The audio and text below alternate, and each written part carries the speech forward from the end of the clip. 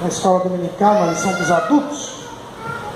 Em Romanos, no capítulo 5, no versículo 2, nós vemos o seguinte: pelo qual também temos entrada pela fé a esta graça, na qual estamos firmes e nos gloriamos na esperança da glória de Deus. A esperança é uma das virtudes da vida cristã. O crente, ele recebe 3 virtudes da parte de Deus: a fé, a esperança e o amor. A gente tem entrada, diz Paulo, pela fé, mas a gente prossegue na vida espiritual por causa da esperança. O diabo, ele procura de toda maneira tirar a nossa esperança, e a esperança da glória de Deus. E se Deus não revelasse o futuro, nós fatalmente perderíamos a esperança. Quando a gente vê o mundo como está hoje, criminalidade, violência, corrupção, prostituição, imoralidade, destruição da família, se Deus não tivesse revelado para nós que ia acontecer tudo isso, dificilmente nós seríamos crentes. Ao ver tantos absurdos, ao ver tanta situação terrível no mundo, eu e você sempre desanimaríamos. Mas quando a gente vê esse mundo doido que nós vivemos, nós olhamos para as Escrituras e vemos que isso já estava profetizado, isso já estava predito. E isso aumenta a nossa fé e aumenta a nossa esperança. Não que nós fiquemos felizes com o que acontece, mas quando a gente vê que Deus revelou, a gente vê que está crendo na verdade, e a gente continua tendo a esperança da volta de Cristo. Então esse é o primeiro objetivo, porque Deus revelou o futuro, para que nós tivéssemos esperança. O segundo motivo pelo qual Deus revelou o futuro é para que nós saibamos que Ele está no controle de todas as coisas. Que tudo que está acontecendo não é porque Deus perdeu o controle. Que toda maldade, todo aumento do pecado, toda crueldade, toda corrupção, tudo isso que acontece, parece às vezes a gente pergunta: onde está Deus? Mas quando a gente vê que Deus já tinha dito que isso ia acontecer, nós sabemos que Deus está no controle de tudo, e que nós podemos confiar em Deus. Então esses são os 2 objetivos pelos quais a gente estuda a escatologia, pelos quais Deus revelou o futuro. Primeiro, para que nós não percamos a esperança, e em segundo lugar, para que nós saibamos que Deus está no controle de tudo. Bom, eu disse ali que escatologia é a doutrina das últimas coisas, né? A palavra grega escatologia, escata quer dizer as últimas coisas, logia quer dizer o estudo, a doutrina das últimas coisas. Próximo slide. Nós podemos, a grosso modo, dizer que a história da humanidade pode ser dividida em 3 tempos. É como se fosse um jogo de futebol. O jogo de futebol tem 2 tempos, né? A história da humanidade a gente pode dividir em 3 tempos. O primeiro tempo é o tempo do aguardo da promessa. Quer dizer isso: assim que o homem pecou, Deus prometeu mandar um Salvador. Está lá em Gênesis 3:15. Não é? Deus se dirige à serpente na presença do primeiro casal e diz que: e porém inimizade entre ti e a mulher, entre a tua semente e a sua semente, esta te ferirá a cabeça e tu lhe ferirás o calcanhar. Então Deus prometeu que viria alguém nascido de mulher que traria a salvação para o homem. Então, desde que eles foram expulsos do Éden, o primeiro casal já aguardava o cumprimento da promessa. Então esse é o primeiro tempo. É o tempo que vai desde o Éden até a encarnação de Jesus. Era o tempo do aguardo da promessa. Todos aguardavam aquele que viria e que salvaria a humanidade. nós temos o segundo tempo.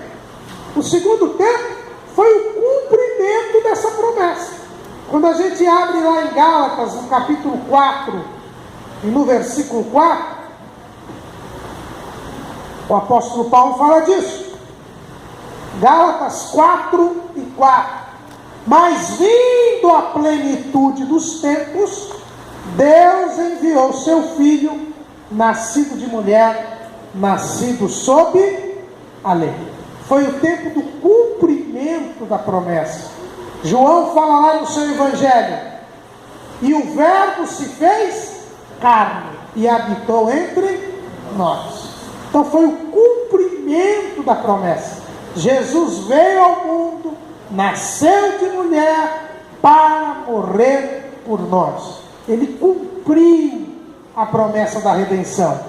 Ele, na cruz do Calvário, realizou a redenção. É por isso que na cruz ele disse: está consumado. Porque ele realizou a promessa. Ele cumpriu a promessa. Então é o tempo do cumprimento da promessa, que Paulo chama aqui da plenitude dos tempos. E depois que ele cumpriu a promessa, vem o terceiro tempo. O terceiro tempo é chamado na Bíblia de últimos dias. Depois que ele cumpriu a promessa, agora é o tempo que Deus dá para as pessoas crerem em Jesus, crerem na promessa já cumprida, crerem na salvação já realizada. E quando começaram os últimos dias? Quando nós abrimos lá em Atos, no capítulo 2, versículo 16 e 17, a gente vê escrito o seguinte, Atos 2, 16 e 17. Mas isto é o que foi dito pelo profeta Joel: e nos últimos dias acontecerá, diz Deus, que do meu Espírito derramarei sobre toda a carne, e os vossos filhos e as vossas filhas profetizarão, os vossos mancebos terão visões, e os vossos velhos sonharão sonhos. Isso aconteceu no dia de Pentecostes, quando os discípulos foram batizados. Juntou uma multidão para ver o que estava acontecendo, e algumas pessoas disseram: eles estão embriagados. Aí Pedro se levantou e começou a pregar. E a primeira coisa que ele disse é que o batismo com o Espírito Santo era uma profecia de Joel, que estava se cumprindo. E Joel disse que era nos últimos dias. Então, desde o dia de Pentecostes, nós já estamos nos últimos dias. Desde o dia de Pentecostes, nós já estamos nos últimos dias. Que são os últimos dias? São os dias depois da realização da promessa da salvação. Então nós já estamos nos últimos dias. Próximo slide. Mas os últimos dias não se confundem com as últimas coisas. O que são as últimas coisas? São os últimos dias dos últimos dias. É o finalzinho dos últimos dias. A escatologia, ela estuda as últimas coisas.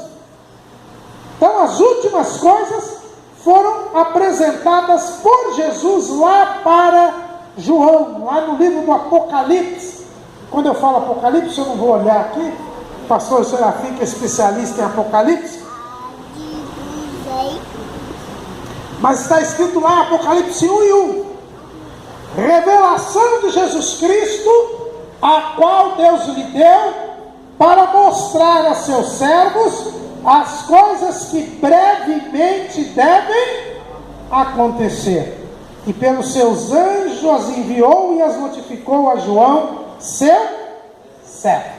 Então, nos últimos dias, nós já estamos nos últimos dias.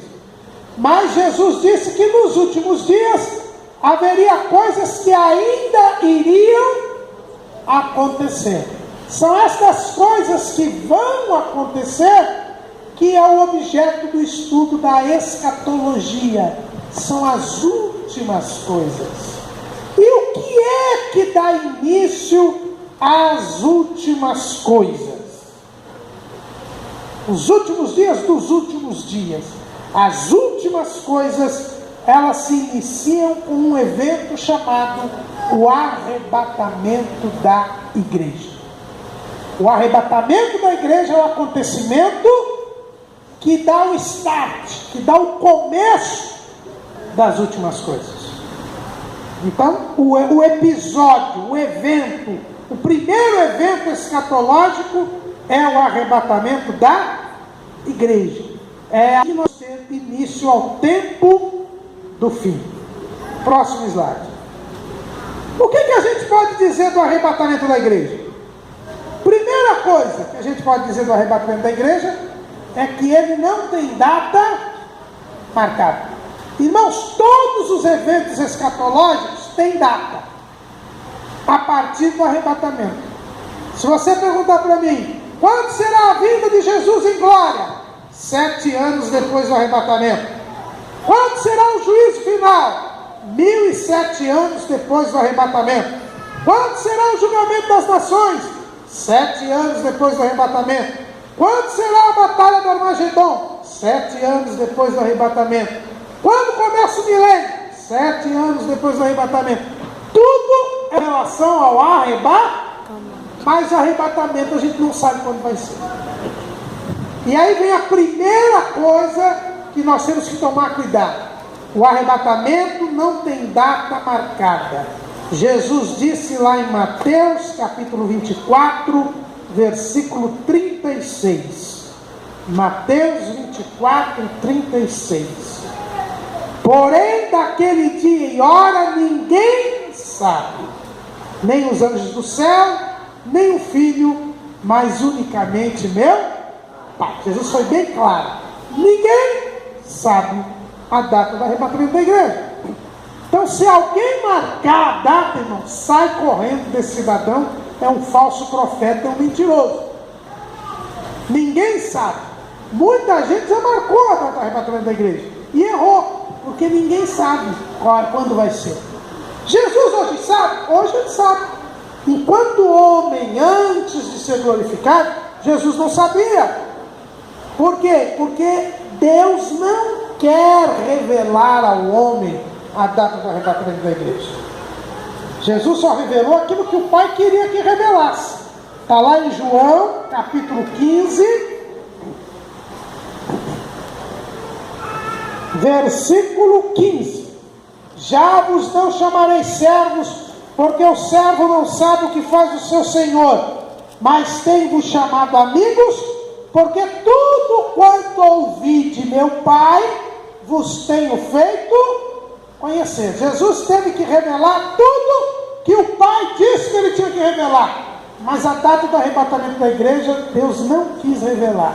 E por que Deus não revelou a data do arrebatamento da igreja? Por um motivo muito simples, irmãos. Deus quer que nós vivamos em santidade. Está lá no livro de Levítico. Sede santos, porque eu, o Senhor vosso Deus, sou santo. Está ali escrito em Pedro: assim como é santo aquele que vos chamou, sede vós também santos em toda a vossa maneira de viver. Nós cantamos agora há pouco o hino 127, que faz alusão àquela visão que teve o profeta Isaías, quando ele viu o trono de Deus, e lá os serafins não cessam de dizer: santo, santo, santo é o Senhor dos exércitos. A santidade faz parte do caráter de Deus. E como Deus quer que nós sejamos semelhantes a Ele, Ele quer que nós sejamos santos. Santo quer dizer separado do pecado. Agora, se Deus revelasse a data do arrebatamento da igreja, ninguém precisava ser santo. Podia aprontar até um dia antes.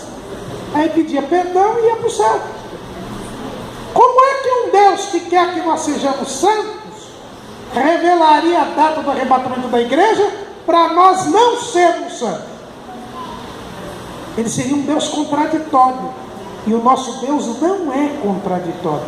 É por isso que ele não revela a data do arrebatamento da igreja.